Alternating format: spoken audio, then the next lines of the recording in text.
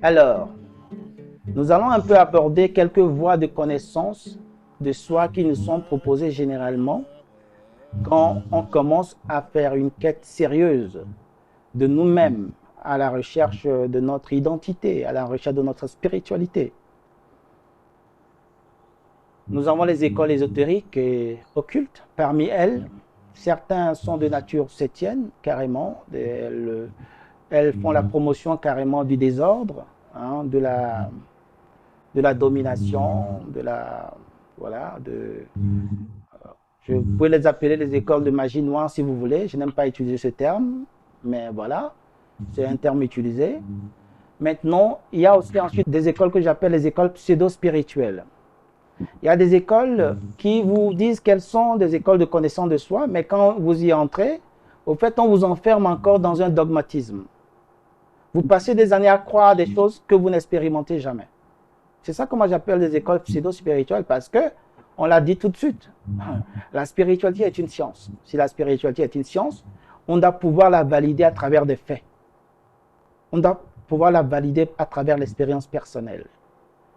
Okay? Mais si on rentre dans une école qui se dit spirituelle, et après tout le temps, on nous demande qu'à croire à des choses, celui-ci a dit ça, celui-ci a dit ça, celui-ci a dit ça, dans tel livre a dit ci, tel livre a dit ci, tel livre a dit ça, mais nous-mêmes, nous ne recevons pas la transformation intérieure nécessaire pour transformer notre vie, ça devient problématique. Moi, je dis que, voilà, c'est pas clair. Voilà. Maintenant, il y a ce qu'on appelle, j'appelle les écoles élémentaires. Ok, elles enseignent la spiritualité, quelques notions, mais c'est souvent, voilà, pour s'en sortir dans la vie, des choses comme ça, et elles ne tiennent pas en compte toutes les dimensions de l'être. C'est ça que j'appelle les écoles élémentaires, et certaines écoles que j'appelle les écoles de synthèse, qui sont souvent des écoles qui ont essayé de regrouper un certain nombre d'informations autour de la spiritualité et qui le distille de manière plus ou moins juste. Parfois, on a un mélange du septien, on a un mélange de pseudo-spiritualité, on a un mélange des corps élémentaires, donc c'est pas très clair. Maintenant, il y a quelques écoles quand même qui essaient d'enseigner la connaissance véritable. Mais je vous assure que de par mon expérience, peut-être que vous êtes plus chanceux que moi, il n'y en a pas beaucoup qui traînent par là. Donc, dans ces écoles, il y a souvent 4 principales voies pour atteindre ce qu'ils appellent l'éveil de la conscience. Il y a ce qu'on appelle la voie du fakir, la voie du moine, la voie du yogi, et ce qu'ils appellent la 4e voie, ou la voie qui réunit les 3 autres. La voie du fakir, c'est la voie du processus physique, la rigueur physique, comme élément pour développer une forte volonté. Mais très souvent, quand vous avez fait cette école, à la fin, vous avez un émotionnel déséquilibré, vous avez un mental déséquilibré. Il faudra équilibrer les 3 autres parce que nous sommes multidimensionnels. On ne peut pas se permettre de développer qu'un seul aspect au détriment des autres. Ok, ils se mettent dans des situations complètement hallucinantes et ils développent parfois des CD, ce qu'on appelle les CD, des pouvoirs occultes qui leur permettent de résister à des situations complètement improbables. Mais malgré le fait que ça on peut trouver ça fascinant, ce n'est pas pour autant ce qu'on appelle à proprement dit un véritable éveil de conscience. C'est pas vraiment ça. Ok. Parce que le monsieur, quand il finit ça, il a tellement focalisé toute son attention dans le développement des facultés physiques qu'il n'a pas développé son émotionnel, c'est-à-dire le corps astral. Il n'a pas développé son corps mental. Du coup, il a un corps physique disproportionné avec un corps éthérique puissant, mais il ne peut pas aller profondément dans la compréhension des choses subtiles parce qu'il est resté dans la dimension purement physique. Ce n'est pas que ce soit mauvais en soi, mais c'est que c'est déséquilibré complètement. Maintenant, ensuite, il y a des écoles qui suivent plutôt la dimension émotionnelle. Ils se donnent des épreuves douloureuses, mais des épreuves de nature plutôt émotionnelle. Ok? Par exemple, ils vont utiliser peut-être un ego qu'ils ont, une attitude, peut-être quelqu'un est colérique, il peut dire que voilà, je vais passer 3 mois sans être en colère. Ou alors, quelqu'un parle beaucoup, il dit non, comme ceci, il dit non, je vais faire le vœu de parole, je ne parle pas pendant un an, ainsi de suite. À force de faire ça, ils développent une certaine volonté, ils s'éveillent d'une certaine manière. Mais là encore, ils n'ont pas développé leur potentiel physique, ils n'ont pas développé souvent leur potentiel mental. Donc, ça reste toujours déséquilibré. Donc, c'est pareil aussi chez les moines catholiques, hein, c'est un peu ce genre d'école. On a maintenant les écoles qu'on appelle les yogis. Ce sont des personnes, ici on a un grand yogi très connu, Yogananda, okay, paix à son âme, qui sont des personnes qui ont au moins développé la culture intellectuelle en plus d'une certaine discipline spirituelle et qui arrivent à atteindre un plus grand éveil parce qu'au moins ils comprennent ce qu'ils font. Et même quand ils arrivent à l'éveil et leur corps physique et leur corps émotionnel manquent de stabilité, comme ils comprennent ce qu'ils font, ils peuvent mieux régler ça. C'est une voie relativement plus intéressante de manière globale. Maintenant, il y a ce que j'appelle les écoles, la quatrième voie, qui sont des écoles synthétiques, ok, qui font à la fois un développement physique, émotionnel, mental et spirituel. Un exemple de ces écoles, c'est l'école bardonienne, France Bardon, que beaucoup connaissent, l'hermétisme bardonien, ok, qui est une école quand même qui propose une voie un peu, vraiment un peu plus ou moins équilibrée dans toutes les dimensions, qui propose en même temps un développement multidimensionnel de la personne. Ces écoles vont souvent vous parler des éléments comme l'éveil de la Kundalini, l'éveil de la conscience. Okay? Donc, l'éveil de la Kundalini, je pense que vous le savez tous ou pas. Okay? La Kundalini ne dort pas vraiment. La Shakti ne dort pas vraiment. C'est juste que le pourcentage d'éveil n'est pas suffisant pour pouvoir activer les corps supérieurs. Parce que l'éveil de la Kundalini est indissociable de l'éveil de la conscience. On conçoit la conscience aussi comme une connaissance intuitive ou réflexive immédiate que chacun a de son existence et de celle du monde extérieur. Donc, la conscience s'exprime dans l'état d'immédiateté et de présence. Okay? C'est pourquoi souvent les techniques pour aller vers l'expansion de la conscience font appel à la notion de présence, à la notion du silence, à la notion de présence silencieuse. Voilà. Être présent à soi-même. J'allais dire être conscient de soi-même. Mais vous voyez, c'est compliqué avec les mots, mais c'est plus facile avec la pratique à mon avis. Voilà. Être présent à soi-même. Disons ça comme ça. Donc, pour cet objectif d'éveil ou d'expansion de la Kundalini et d'expansion de la conscience, il y a plusieurs genres de techniques qui sont souvent proposées. On a les adorations, qu'on trouve souvent dans les courants religieux, donc la récitation parfois de certaines prières, l'adoration de certains symboles religieux dans différents courants, ainsi de suite. On a aussi quelques techniques de visualisation de certains symboles religieux ou mystiques qui sont associés à des concepts qui liés à l'éveil. Il y a aussi un ensemble de techniques liées au mantra, c'est-à-dire à l'utilisation de paroles sacrées, de mots de pouvoir, d'incantations chez nous souvent, pour aussi produire un certain nombre de phénomènes et finalement arriver à cette expansion-là. Il y a aussi des techniques, des thérapies énergétiques, ces techniques de soins vibratoires, n'est-ce pas, qui permettent de rééquilibrer les différents chakras, les différents centres ou vortex d'énergie à l'intérieur de nous-mêmes et nous permettre de plus en plus d'arriver à cet état d'expansion. Il y a aussi les thérapies holistiques vibratoires, les méditations, les scientifiques. Il y a des techniques aussi de transmission du feu sacré. Dans ces genres de techniques, il y a quelques courants. Il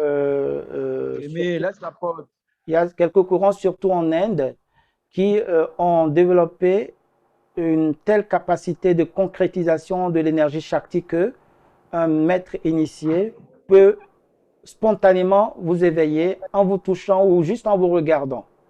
Il peut vous transmettre sa Shakti. C'est comme une lampe qui allume une autre. Voilà, il y a ça, mais c'est extrêmement rare. Dans les faits, c'est extrêmement rare, mais il y en a. Il y a encore des courants actuels qui le font, qui proposent ce genre de démarche. Il y a maintenant ce que j'appelle les rites d'éveil, qu'on trouve dans les traditions primordiales, où il y a un ensemble de rites d'initiation qui permettent aux gens d'arriver à l'expérience d'eux-mêmes. Très souvent, il y a aussi des courants spirituels qui sont très focalisés sur l'intellectualisme, qui bûchent des livres, qui lisent des tonnes de choses et qui ont une connaissance théorique de l'affaire. Ils peuvent vous en parler toute la journée, mais dans la réalité, devant une situation de la vie courante, ils sont complètement blasés. Ça aussi, c'est une erreur à ne pas commettre. C'est lorsqu'on abuse de la voie, de la troisième voie, la voie intellectuelle, la voie du mental. Il existe deux formes de connaissance, l'intellectuel et le spirituel. Alors, si on peut développer les deux, c'est encore mieux. Il ne faut jamais oublier que la nature elle-même, c'est-à-dire l'intelligence cosmique, a ses vues sur l'évolution de l'humanité. Elle a envisagé le développement de l'être humain dans les deux sens, vers la matière et vers l'esprit. J'espère que c'est tout à fait clair. Il est impératif de comprendre très bien les notions aussi d'anatomie occulte et d'alchimie intérieure. Vous allez voir ici dans le courant kabbalistique un certain nombre de schémas qui vous montrent les principales énergies dans le corps.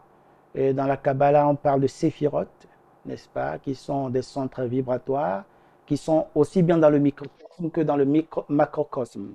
Donc dans le microcosme, elles sont associées à différentes parties du corps et qu'il y a des pratiques qui permettent à travers voilà, un certain nombre de mots, de pouvoirs kabbalistiques, souvent en hébreu, d'équilibrer les courants énergétiques dans le corps. Vous allez trouver la notion des chakras et des nadis, justement, qui sont chez le pendant de la même chose.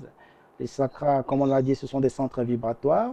Et les nadis, ce sont c'est comme les veines pour l'énergie. Ce sont des courants, des courroies de circulation de l'énergie dans le corps. Voilà, donc on est dans les mêmes notions. Ici à gauche, vous allez voir aussi la notion des chakras et des différents corps. On parle souvent de corps physique, corps astral, corps mental, corps causal, corps atmique, bouddhique, ainsi de suite. Maintenant, il y a aussi la science qui se mêle à l'éveil de la conscience. Il y a ce qu'on appelle aujourd'hui la médecine, la science neurologique, n'est-ce pas, l'énergie neurologique. On a développé certains appareils qui permettent de développer un certain nombre de facultés. Et beaucoup de scientifiques ou de personnes de la technologie aujourd'hui vont plutôt vers cette voie où on vous soumet à des vibrations, à des sons, à des stimuli pour vous relaxer, pour vous détendre et tout ça là, et éveiller en vous un certain nombre de facultés. Personnellement, pour le moment, la science actuelle, j'ai beaucoup de raisons de ne pas trop faire confiance, mais voilà, ce sont des voies qui existent et qui sont quand même de nature scientifique parce que vous recevez quand même un certain nombre d'impulsions électromagnétiques qui vous produisent un effet vérifiable par vous-même, il faut l'avouer. Il y a aussi, à mon avis, parmi les voies qui peuvent être dignes d'intérêt, certaines voies de cabale pratique, de théurgie opérative, pardon, d'alchimie naturelle, qui sont des voies aussi qui peuvent être valides quand elles sont alignées à un certain nombre de règles fondamentales. Il y a des voies qu'on appelle aujourd'hui, par exemple, vous connaissez la thérapie neurologique par la méditation de la méthode Silva, enseignée par aujourd'hui les Mind Valley, qui sont aussi des voies quand même d'approche spirituelle scientifique où vous allez pouvoir vivre en un temps quand même assez court un certain nombre de transformations tangibles à partir d'un certain nombre de programmations et d'hypnose.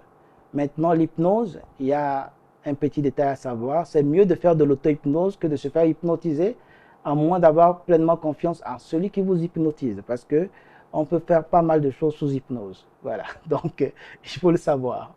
Maintenant, il y a aussi dans ces courants qui me semblent d'un certain intérêt, les courants d'Aratik Yoga, de guérison pranique, énergétique de Maître Choa Kok Sui, qui font aussi un développement intérieur assez équilibré avec des voies de méditation, d'expériences sensorielles, vibratoires, qui vous permettent de voir que vous avancez, parce que c'est de ça qu'il est question. Il ne faut pas être là, bloqué quelque part pendant des années, vous faites la même chose, vous ne vous voyez pas bouger. Là, c'est inquiétant. Voilà. Dans ce même ordre, par exemple, cette voix aussi que j'aime bien, c'est la voix du Yogiraj Sirivettatri Maharishi, qui est une voix justement des transmetteurs d'énergie. Voilà. C'est une voix de transmetteur. C'est un exemple de voix où ils font le toucher magnétique. Voilà. À partir d'un maître surentraîné qui ont souvent parfois 30 ans, 40 ans de méditation derrière, ou alors des surdoués, ils développent un magnétisme tellement puissant que même à leur présence, vous pouvez commencer déjà à vibrer à un autre niveau. Ou alors, ils ont des séances où ils peuvent faire une transmission pour vous permettre de raccourcir un peu votre processus. C'est-à-dire, tout le monde cherche, à travers tout ce qu'on a vu là, à arriver à l'éveil de la Kundalini en réalité. En tout cas, au premier éveil de la Kundalini.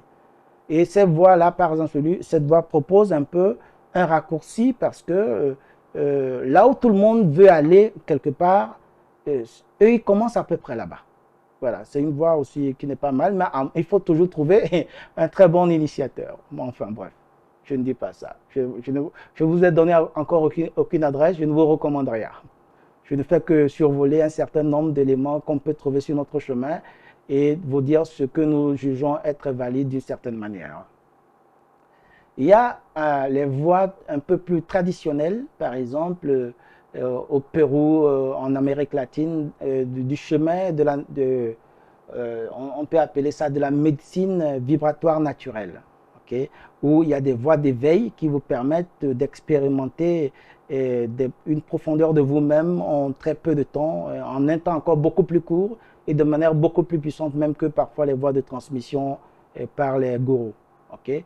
Par exemple, il y a ça chez les Péruviens et les Mexicains un peu partout en Amérique latine. Il faut trouver aussi de bonnes adresses si ça vous intéresse. Il y a les voies maintenant aussi en Afrique qui sont similaires à celles qu'on vient de voir et qui sont d'une puissance incroyable également, qui surpassent généralement ce que vous pouvez trouver. Mais il faut trouver aussi les bonnes adresses avec les bonnes personnes parce que ce sont des voies qui produisent un résultat hyper rapide. Donc c'est très important de le savoir. Voilà, c'est un peu ce genre de voie-là. Maintenant, qu'est-ce qui pose problème généralement dans la démarche de la quête spirituelle, dans ces voies? Ce qu'il faut savoir, c'est de savoir qu'il y a une opposition déjà dans le paradigme des chemins qu'on propose. Est-ce que ce qu'on vous propose vous permet d'être en harmonie ou vous mettez sous la domination de quelque chose? Est-ce que ça permet d'être vous-même ou vous devenez autre chose? Ok. C'est ça, c'est très important parce que c'est de ça qu'il s'agit. Et j'ai illustré ça ici à travers les termes harmonie contre domination. Dans l'Égypte antique, on appelait ça Ré contre Apophis, Maat contre Isphet, Netérou contre Égrégore, Horus contre Seth. C'est différents niveaux du même principe, c'est-à-dire le principe d'équilibre et de déséquilibre. Tout est une question d'équilibre fondamentalement. On en reviendra.